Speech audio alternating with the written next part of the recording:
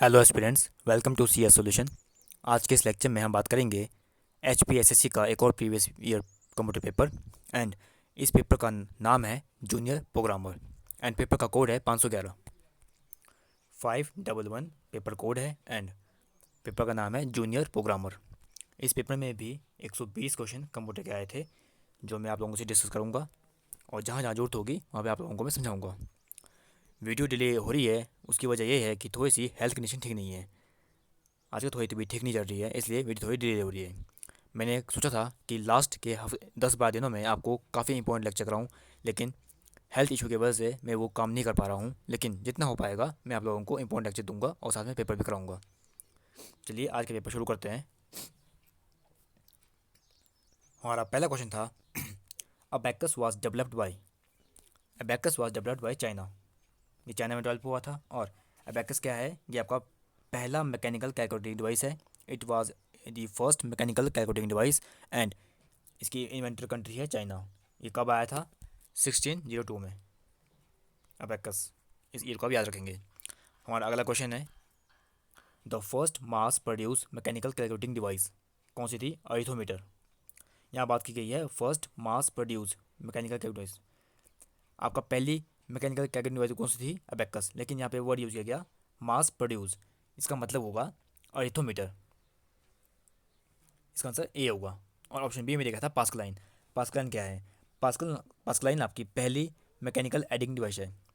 It was the first mechanical adding device. And ये आपकी कब आई थी? 1642 में। पास्कलाइन। एंड इसके फादर कौन है? ब्लेज पास्कल, जो आपके फ्रांस से थे। ऑप्शन सी में देखा है पंच कार्ड। पंच कार्ड आपके फर्स्ट जनरेशन में यूज़ होते थे एज ए स्टोरेज डिवाइस। और पंच कार्ड आपका एक हार्ड सॉलिड गत्ता होता था, उसी तरह का इसमें होता सरफेस होता था। और इसमें छोटे छोटे होल्स होते थे जिसमें आपका डाटा होता था स्टोर। आपका जो डिजिटल डाटा होता था वो आपके छोटे छोटे होल में स्टोर होता था। और पंच कार्ड के डाटा को रीड करने के लिए एक मशीन बनी गई थी जिसका नाम था पंच कार्ड रीडर। वो मशीन क्या करती थी? एक तरफ से लाइट पड़ती थी, वो डाटा को करती थी सेंस। एंड दूसरी तरफ से डाटा को रीड करती थी। तो इस तरीके से डाटा इसमें रीड किया जाता था पंच कार्ड रीडर से। ऑप्शन डी में दिया गया है मार्क वन। मार्क वन आपका डेवलप किया था हॉवर्ड आइकन ने। कब किया था? 1944 में। 1944 में आपका मार्क वन आ गया था, 1944 में। और जो मार्क वन है ये आपका जनरल पर्पस इलेक्ट्रोमैकेनिकल कंप्यूटर है। It was the general purpose electromechanical computer. और इसमें स्टोरेज डिवाइस आपकी यूज होती थी मैग्नेटिक ड्रम। क्लियर हो गया। क्वेश्चन नंबर थर्ड है the first computer was program using. आपका जो पहला कंप्यूटर था वो प्रोग्राम किया गया था मशीन लैंग्वेज से। ऑप्शन बी आपका सही आंसर होगा। Assembly language and machine language ये आपकी दोनों लो लेवल लैंग्वेज है। ऑप्शन सी में लिखा था सोर्स कोड। सोर्स कोड आपका वो होता है जो आप हाई लेवल लैंग्वेज में लिखते हैं प्रोग्राम को। जैसे आप सी में लिखते हैं हाई लेवल लैंग्वेज में प्रोग्राम को, वो आपका सोर्स कोड है। लेकिन जब उस कोड को ट्रांसलेट किया जाता है ट्रांसलेटर के द्वारा, कंपाइलर इंटरप्रेटर के द्वारा, तब वो चेंज होता है मशीन कोड में। और जो आपका मशीन कोड होता है वो आपका होता है ऑब्जेक्ट कोड। इसको आप याद रखेंगे। हाई लेवल लैंग्वेज में लिखा गया जो प्रोग्राम होता है वो आपका सोर्स कोड होता है। लेकिन जब उसको ट्रांसलेट किया जाता है मशीन कोड में तब बनता है आपका object code. Question number four है आपका the IC chip use in computer is generally made up of. जो आपकी आईसी चिप है, इंडिकेट सर्किट, ये आपकी सिलिकॉन से बनी होती है। और आईसी के फाउंडर कौन है? Jack Kilby and Robert Noyce. Fifth, in which generation of computer did multi programming start. जो आपकी मल्टी प्रोग्रामिंग थी वो स्टार्ट हुई थी थर्ड जनरेशन में। थर्ड जनरेशन में आपकी multi programming plus high level language का कंसेप्ट आ गया था। लेकिन आपकी जो फर्स्ट जनरेशन है तब आपकी आई थी मशीन लैंग्वेज। सेकंड जनरेशन में आई थी आपकी असेंबली लैंग्वेज। मशीन आपकी फर्स्ट में आई थी, असेंबली लैंग्वेज आपकी सेकंड में आई थी, और थर्ड में आपकी multi programming plus high level language आ गई थी। और जो आपका फोर्थ जनरेशन है, फोर्थ में आया था आपका डाटाबेस का concept. Six, the world first micro processor was introduce इन। जो जो वर्ल्ड का पहला माइक्रो प्रोसेसर था वो इंट्रोड्यूस हुआ था 1971 में। कौन सा हुआ था? इंटेल 4004। और माइक्रो प्रोसेसर के फादर कौन है? मार्शन ही हफ। मार्शन ही ई हफ। इनको ही टेड हॉफ बोलते हैं।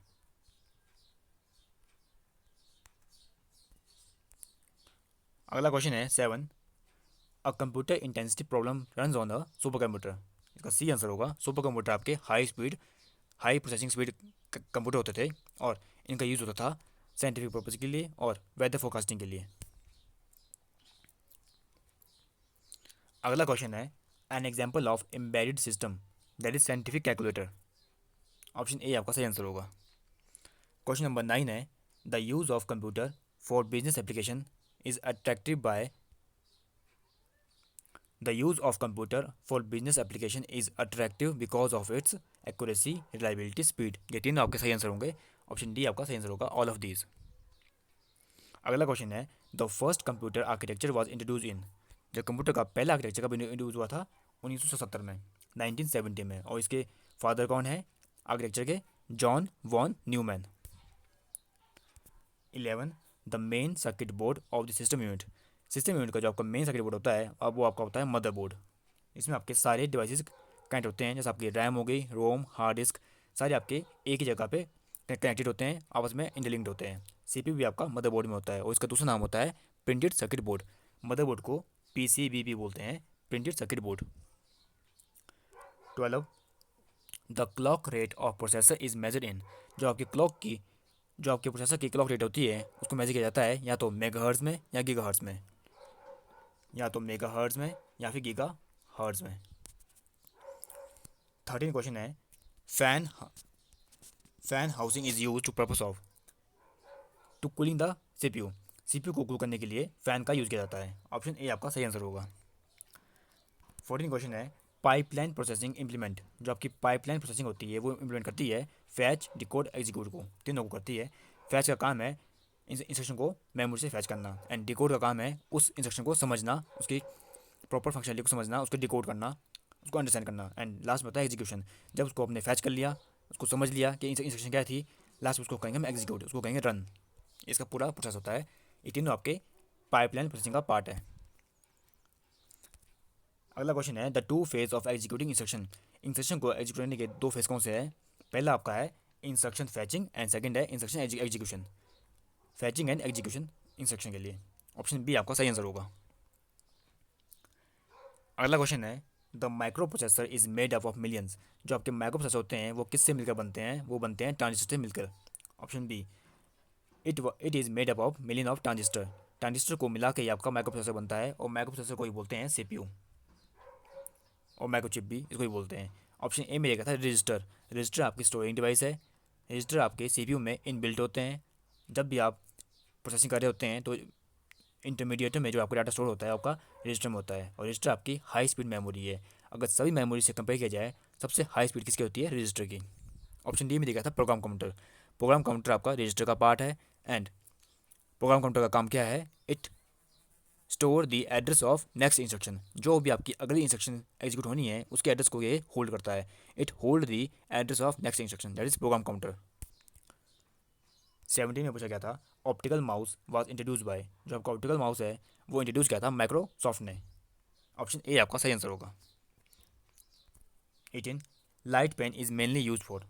जो आपका लाइट पेन है उसका यूज़ किया जाता है डिजाइनिंग में, और ये आपका इनपुट डिवाइस है। 19 joystick was widely used in flight simulator, CAD CAM system, controlling industrial robot. ये तीनों में इसका यूज़ होता है। ऑल ऑफ दिस का आंसर होगा।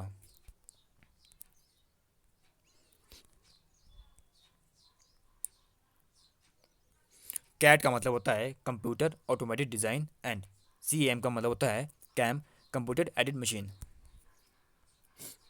20 which is widely use in academic testing. Academic testing के लिए आप क्या यूज़ करेंगे? OMR। OMR आपकी इनपुट डिवाइस है। इसका पूरा नाम होता है ऑप्टिकल मार्क रिकॉग्निशन, एंड जो आपकी OMR शीट होती है जो आपने सर्कल्स में ड्रॉ किए होते हैं उसको चेक करने के लिए OMR का यूज़ किया जाता है। ऑप्शन सी में देखा था OCR। OCR आपका अगेन इनपुट डिवाइस है। इसका नाम है optical character recognition. Optical character recognition. इसका यूज़ क्या है? इसका यूज़ है कि जो भी आपका स्कैन डॉक्यूमेंट है या फिर कोई प्रिंटेड डॉक्यूमेंट है उसके डॉक्यूमेंट को एक कन्वर्ट करा जाता है टेक्स्ट फॉर्म में कंप्यूटर में, उसको रीडेबल फॉर्म में बनाया जाता है, मशीन रीडेबल फॉर्म में, उसको प्रोसेस कर देता है। मतलब कोई भी आपकी इमेज फाइल है या फिर कोई आपका स्कैन डॉक्यूमेंट है जिसमें कोई आपका टेक्स्ट लिखा गया है उसको एक कंप्यूटर में टेक्स्ट फॉर्म में कन्वर्ट कर देता है, जिसको आप बाद में एडिट कर सकते हैं, प्रोसेस कर सकते हैं। ऑप्शन बी में लिखा था पीओएस। पीओएस का पूरा नाम होता है point of sale, point of sale, point of sale, sorry, point of sale होता है। ये आपकी एक मशीन होती है जिसमें आप अपना कार्ड स्वाइप करते हैं। जैसे आप जब भी आपका कैशलेस ट्रांजेक्शन करते हैं तो आपका जो जिस जिस मशीन में आपका कार्ड स्वैप होता है उसको बोलते हैं POS, point of sale. Option A में देगा था MICR, magnetic ink character recognition, magnetic ink character recognition. ये भी आपकी इनपुट डिवाइस है। ये आपके चेक को रीड करने के लिए यूज़ की जाती है। बैंकों में जो आपके चेक रीड किए जाते हैं वो इसकी वजह से किए जाते हैं। 21 में देगा था व्हाट इज़ MP3। MP3 आपकी साउंड फॉर्मेट फाइल है। 22 विच of the following is inkless printer. आपका जो थर्मल प्रिंटर होता है वो आपका इंकलेस प्रिंटर होता है। वो इसे होता है क्योंकि इसमें जो प्रिंटिंग होती है वो हीट की वजह से होती है। पेपर में एक हीट जाती है, उसे ये हीट जो आपकी हीट प्रोड्यूस होती है उसे ये कैरेक्टर को टाइप करता है। आपने देखा होगा जब आप ATM में कार्ड यूज़ कर रहे होते हैं, जब उसकी जो प्रिंटिंग आती है, जो आपकी रिसिप्ट आती है वो आपके थर्मल प्रिंटर की वजह से आती है। तभी तो उसकी जो इंक होती है कुछ दिनों बाद उसमें साफ़ हो जाता है, वो आपका इंक साफ़ हो जाती है, वो आपका जो पेज है बिल्कुल वाइट हो जाता है, जो आपका कंटेंट है वो आपका गायब हो जाता है। जो आपका थर्मल प्रिंटर है और इंकजेट प्रिंटर है और लेज़र प्रिंटर, ये सभी आपके नॉन इफेक्ट प्रिंटर के टाइप है। और प्लॉटर जो प्रिंटर होता है ये भी आपका नॉन इफेक्ट प्रिंटर का टाइप है।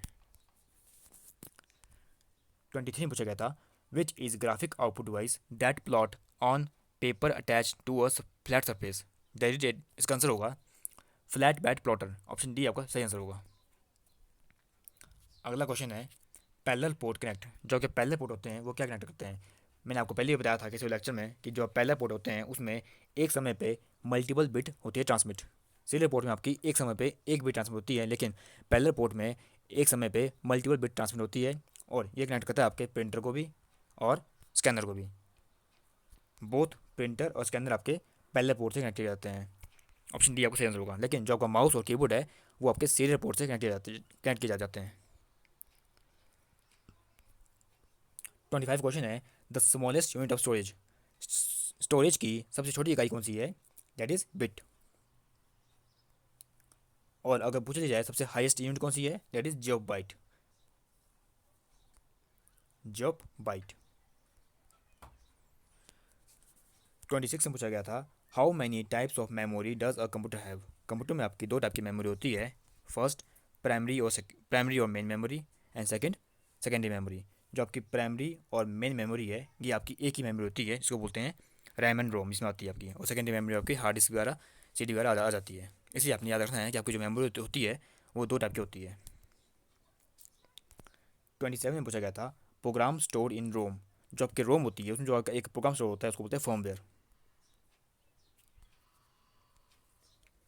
28 में पूछा गया था which of the following has the fastest access time. आपको चार टाइप की मेमोरी दी गई है लेकिन सबसे फास्ट कौन सी है। Semi conductor memory. Semi conductor memory fast इसलिए हुई क्योंकि जो आपकी प्राइमरी मेमोरी होती है या मेन मेमोरी होती है वो आपकी सेमी कंडक्टर मेमोरी होती है। मतलब आप याद रखेंगे रैम एंड रोम ये दोनों आपकी सेमी कंडक्टर मेमोरी है, इसलिए ये फास्ट हुई। आपको पता होगा कि जो प्राइमरी मेमोरी होती है वो सेकेंडरी से फास्ट होती है। इसलिए यहाँ पे क्वेश्चन को थोड़ा घुमा के पूछा गया है। क्वेश्चन को इनडायरेक्ट पूछा गया है कि semiconductor memory is the fastest memory as compare to all the memory. 29 CD ROM drive is use to play a compact disc. Option B सही आंसर होगा। 30 what is the position of two. काफ़ी tricky question है। पूछा गया है कि to की position क्या है। इसका आंसर होगा ऑप्शन बी 10⁻1। अब आप सोच रहे होंगे कि इसका आंसर 10⁻1 कैसे आया। आपको पता होगा कि किसी की पावर 1 हो तो आंसर वही आएगा। मतलब 10 की पावर 1 है तो आपका 10 ही आएगा। और 2 का बाइनरी रिप्रेजेंटेशन क्या होती है 0 1 1 2। मतलब हर एक बाइनरी डिजिट का एक होता है बाइनरी वेट। और आपको पता है कि 0 का बाइनरी वेट 1 होता है, उसकी अगली टर्म होती है 2, इसका 2 होता है। तो यहाँ पूछा गया है पोजीशन ऑफ 2। 2 की पोजीशन क्या है 1 0। सेकेंड में आपको जो 1 आ रहा है ये आपका 2 की पोजीशन है, इसलिए इसका आंसर बी हुआ 10⁻1। 31 में पूछा गया था बाइनरी कोडेड डेसिमल और BCD is also known as. BCD को क्या बोलते हैं बाइनरी कोडेड डेसिमल, और इसका एक और नाम है 1248। 1248 इसका अलग नाम है और इसको बोलते हैं वेटेड कोड। 1248 कैसे हुआ, जैसे कि आपको दिया गया है 4 टाइम्स 1, हर एक बाइनरी बिट का मैंने बोला कि वो होता है बाइनरी वेट। आप लिखते हैं 1 2 4 8 16 ऐसे करते करते लिखते हैं, लेकिन BCD में हम लिखते हैं हमेशा, BCD में हम हमेशा 4 बिट का कोड लिखते हैं, इसलिए 1248 हुआ। 32 the most widely use binary code for micro computer that is ASCII code.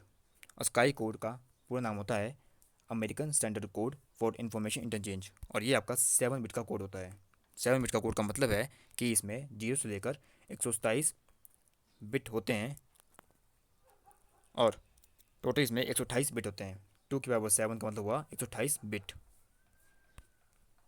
Option B में देखा था EBCDIC का पूरा नाम होता है extended binary code decimal interchange code, और ये आपका होता है 8 बिट का। ये आपका 8 बिट का होता है, स्काई कोड आपका 7 बिट का होता है। ऑप्शन सी में देखा था Unicode.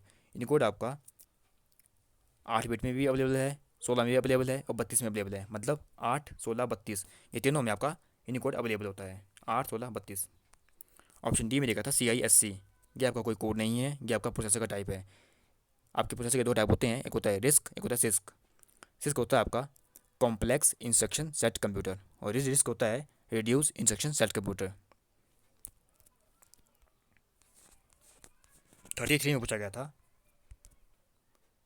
Programme design to perform specific task related to managing computer resource. जो इसका आंसर है, आंसर के अकॉर्डिंग मैं इससे डिसएग्री करता हूँ, लेकिन यहाँ पे मैंने टिक किया हुआ है एप्लीकेशन सॉफ्टवेयर। मेरे हिसाब से इसका आंसर एप्लीकेशन सॉफ्टवेयर नहीं होगा। वो इसलिए नहीं होगा क्योंकि यहाँ पूछा गया था, अगर क्वेश्चन सिर्फ इतना होता program design to perform specific task, तब हमारा आंसर होता एप्लीकेशन सॉफ्टवेयर। लेकिन लास्ट में इन्होंने एक और लाइन पूछ ली related to managing computer resource. Computer resource को कौन मैनेज करता है आपको पता होगा, दैट इज़ ऑपरेटिंग सिस्टम, और ऑपरेटिंग सिस्टम आपका क्या है, सिस्टम सॉफ्टवेयर। इसलिए अगर आपको भी इसके आंसर में डाउट है तो आप कमेंट सेक्शन में करेंगे मुझे कमेंट, लेकिन इसके आंसर से मैं डिसएग्री करता हूँ। इसका आंसर एप्लीकेशन सॉफ्टवेयर नहीं हो सकता। मेरे हिसाब से इसका आंसर होगा operating system, that is system software. 34 to protect yourself from computer hacker you should turn on firewall. अगर आपने कंप्यूटर को हैकर से बचाना है तो आप फायरवॉल को ऑन करेंगे। फायरवॉल आपका हार्डवेयर प्लस सॉफ्टवेयर दोनों का कॉम्बिनेशन है। 35 we can enter and edit the text efficiently using word processing program. इसकी सहायता से हम टेक्स्ट को एंटर कर सकते हैं और एडिट कर सकते हैं एफिशिएंटली। 36 में पूछा गया था the lowest form of computer language. Computer की जो लोवेस्ट फॉर्म होती है वो आपकी होती है एक मशीन लैंग्वेज, एक असेंबली लैंग्वेज, दोनों आपकी लो लेवल लैंग्वेज है। तो यहाँ पे ऑप्शन में हमें मिल गया है मशीन लैंग्वेज, इसलिए आपका आंसर ऑप्शन सी होगा। ऑप्शन ए में देखा है बेसिक, ऑप्शन बी में फोर्ट्रान, ऑप्शन डी में कोबोल। ये तीनों आपकी हाई लेवल लैंग्वेज है। बेसिक का पूरा नाम है beginner all purpose symbolic instruction code. कब आई थी? 1964 में। फादर कौन है? John G Kemeny. And basic का यूज़ है to develop business application. Option B में दिया गया था फोर्ट्रॉन। कब आई थी? 1957। यूज़ साइंटिफिक पर्पज़ के लिए एंड वेदर फोरकास्टिंग के लिए। फॉर्मूला का पूरा नाम है formula translation, and first time इसका यूज़ किया गया था IBM में। ऑप्शन डी में दिया गया है कोबोल। कोबोल का पूरा नाम होता है कॉमन बिजनेस ओरिएंटेड लैंग्वेज। कब आई थी? 1959 में। एंड कोबोल के फादर कौन है? Grace hopper. कोबोल का यूज़ क्या है? कमर्शियल पर्पज़ के लिए। 37 high level language is also called. जो आपकी हाई लेवल लैंग्वेज होती है वो आपकी प्रोग्राम प्रॉब्लम ओरिएंटेड लैंग्वेज होती है, plus business oriented language, plus mathematical oriented language. ये तीनों आपकी हाई लेवल लैंग्वेज है का पार्ट है, that is all of these आपका सही आंसर होगा। 38 the most widely compiled computer programming language that is COBOL. Basic, COBOL और फोर्ट्रन आपको मैं बता दी थी। अब आती है यहाँ पे पास्कल।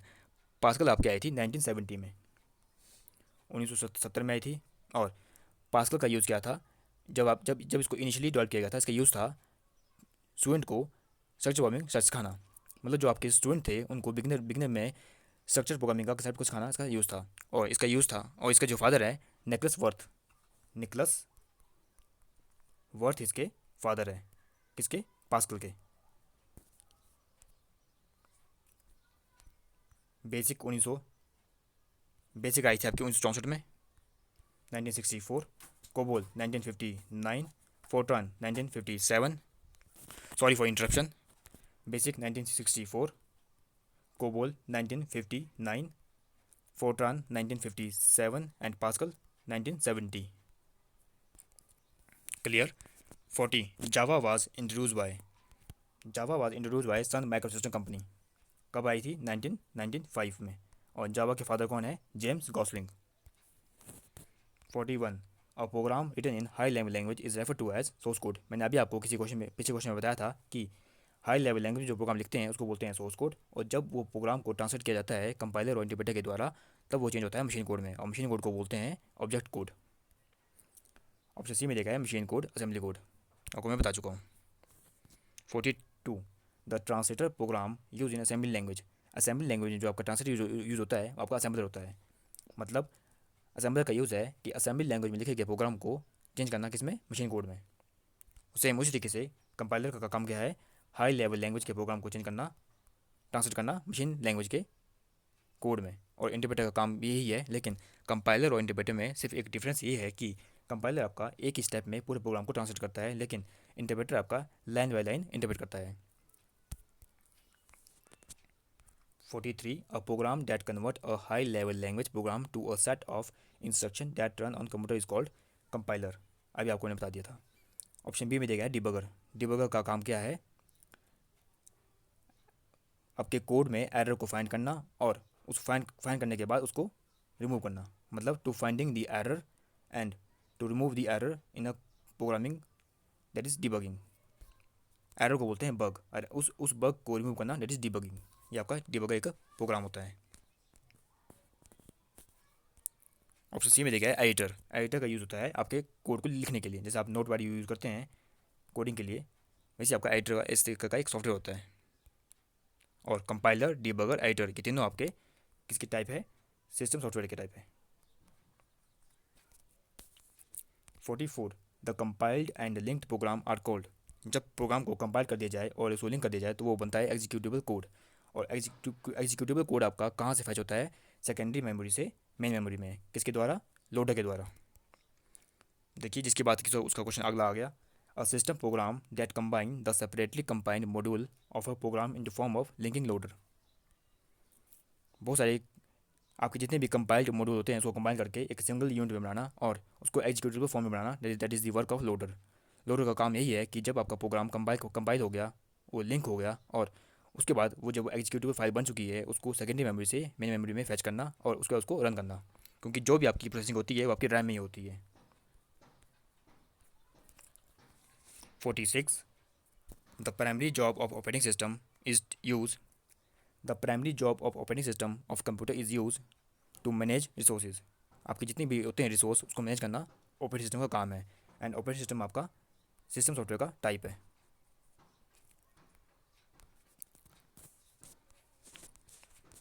47 में पूछा गया था a program in execution is called.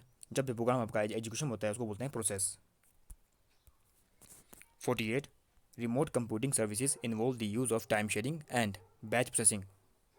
Time sharing का मतलब होता था कि आपके बहुत सारे प्रोसेसेस है, हर एक प्रोसेस को एक टाइम दिया गया है जिसको बोलते हैं टाइम क्वांटम, टाइम स्लाइस।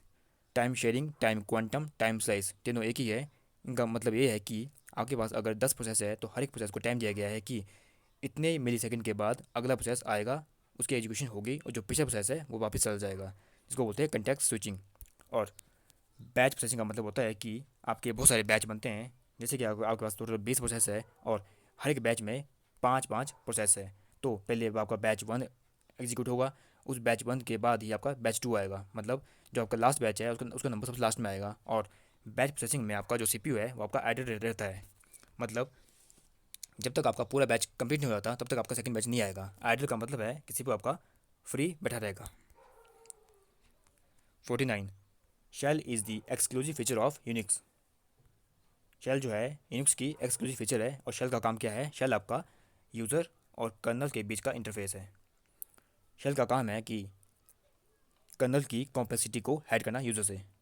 जो भी कर्नल की कॉम्प्लेक्सिटी होती है उसको ये यूज़र से हाइड करता है और यूज़र को यूज़र फ्रेंडली इन्वायरमेंट प्रोवाइड करता है ताकि उसको एक अच्छा जीयूआई दिखाई दे और प्रॉपर काम कर सके। ये शेल का काम है। 50 basic language of Unix. Unix की आपकी बेसिक लैंग्वेज कौन सी है? असेंबली। ऑप्शन सी सही आंसर होगा, लेकिन बाद में यूनिक्स को डिजाइन किया गया था सी लैंग्वेज में। हो सकता है आपको ऑप्शन में असेंबली ना मिले, सी मिल जाए, तो आपका सी आंसर होगा। और यूनिक्स के फादर कौन है? केन थॉमसन। यूनिक्स कब आया था? 1969 में। यूनिक्स आपका मल्टी यूज़र भी है एंड मल्टीटास्किंग भी है। 51 which type of file can not be navigated using clip art browser.